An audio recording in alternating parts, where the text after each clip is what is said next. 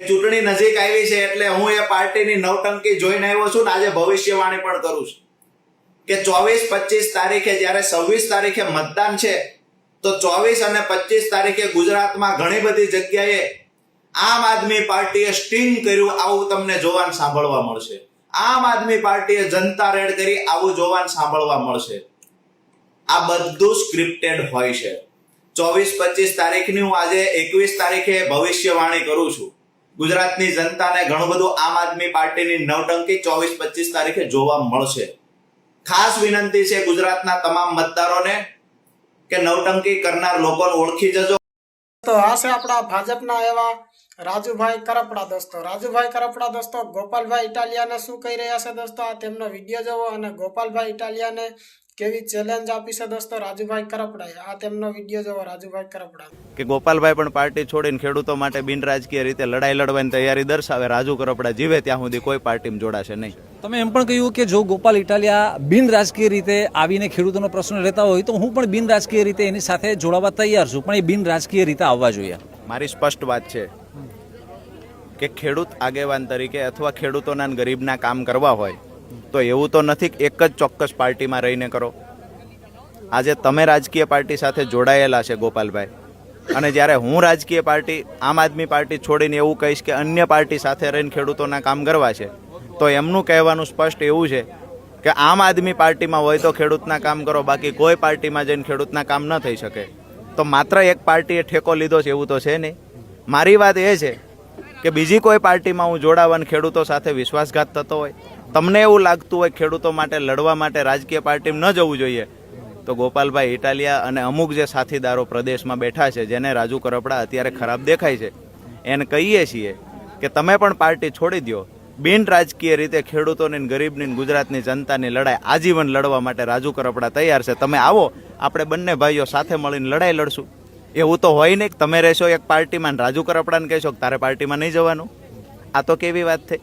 અમારી વાત છે કે ભાઈ બિન રાજકીય લડવી હોય તો ચેલેન્જ કરું છું, અઠવાડિયાનો વિચારવાનો સમય આપું છું કે ગોપાલભાઈ પણ પાર્ટી છોડીને ખેડૂતો માટે બિન રાજકીય રીતે લડાઈ લડવાની તૈયારી દર્શાવે. રાજુ કરપડા જીવે ત્યાં સુધી કોઈ પાર્ટીમાં જોડાશે નહીં. તો રાજુભાઈ કરપડાનો વિડીયો આપણે જોઈ લીધો છે દોસ્તો. ત્યારબાદ આપણે વિડીયો જોવાનો છે આપણા ગોપાલભાઈ ઇટાલિયાનો દોસ્તો. તો ગોપાલભાઈ ઇટાલિયા ભાજપ વિશે શું બોલી રહ્યા છે અને રાજુભાઈ કરપડાને પણ શું કહી રહ્યા છે દોસ્તો, આ તેમનો પણ વિડીયો જોવો. હાવણા વાળી થાય એમ છે. આમાં પબ્લિક ને ભાજપના નેતા હાથમાં આવે ને તો કાન ફટ્ટામાં બે હાવણા મૂકે એમ છે. આ તો શું છે, બધું વાટે બેઠું જ પબ્લિક. પણ હમણાં બાપલિયા હત્યાવી સુધી ખમી જાય, સરકાર આપડે આવે પછી ભલે તમતારે. અમે ચૂંટણીમાં ઉભા રહીએ. હું નવો રાજકારણમાં આવ્યો તો ગઈ ચૂંટણીએ 2021માં અમને શરમાવા આવે કે આ તો આપણા સમાજનું છે ને તમે ક્યાં હામાં ઉભા છો ને આમાં આપણે હામું ન ઉભું રહેવાય. કેમ ભાઈ, તમે 30 વર્ષથી બધું ખાઈ પીને ધુબાકા માર્યા ત્યાં સુધી અમને પૂછવા નહોતા આવ્યા સમાજમાં અમે છીએ. આપણે ઉભા રહે, આમ આદમી પાર્ટીમાંથી ઉભા રહે તો શરમાવા આવે. આપણા સમાજનું છે, ન ઉભું રહેવાય. તો તમારે જ બધે ઉભું રહેવું છે, અમારે કઈ નહીં ઉભું રહેવાનું.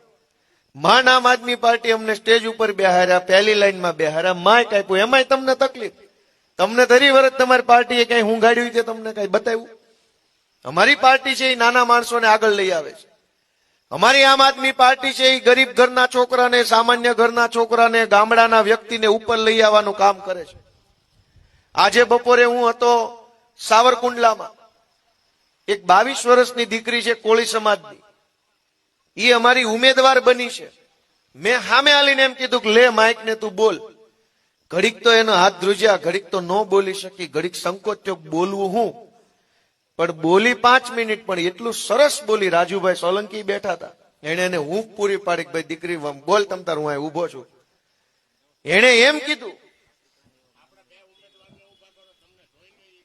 આવી જાવ અહીં ઉપર બી આવો. એને એમ કીધું કે જિંદગીમાં પહેલી વખત કે અવડા મોટા નેતાની પડખે ઉભું રહેવા મળ્યું, આ માઇક મળ્યું, આ બોલવા દે છે, તો હું મારા સમાજને વિનંતી કરું છું કે મને કઈક ટેકો આપો તો મારે આગળ વધવું છે. આ ઉપર વહી આવો ભાઈઓ, ઉપર વહી આવો. ઉભા રહ્યો તમ તારે, ઉભા રહ્યો, શીખો, ટ્રેનિંગ લઈ લો. આપણે સ્ટેજ ઉપર જ રહેવાનું છે, બહુ હેઠે રહ્યા. વહી આવો, મારે પડખે ઉભા રહી જાઓ. આંકર વહી આવો, વહી આવો. આવડા નાના છોકરાને કોણ આગળ લાવે? બધી પાર્ટીના નેતાઓ પોતાના છોકરાને સેટ કરવામાં લાગ્યા છે. અમારી પાર્ટી તમારા છોકરાને આગળ લાવવામાં લાગી છે. નક્કી તમારે કરવાનું. ભાજપના બધાય નેતાઓ પોતાના છોકરાને આગળ કરવા છે. ટિકિટ હોય તો કે મારા છોકરાને આપો, એને ન મળે છોકરાને વહુને આપો, એને ન મળે મારા વેવાઈને આપો, એને ન મળે જમાઈને આપો, પણ ટિકિટ અમને દો. અને અમારી આમ આદમી પાર્ટી એ આવા નાના નાના છોકરાઓને અત્યારે શીખવાડે છે. હારી જાય કે જીતી જાય એ તો એના ભાગમાં છે, પણ સ્ટેજ ઉપર તો ચડતો થયો.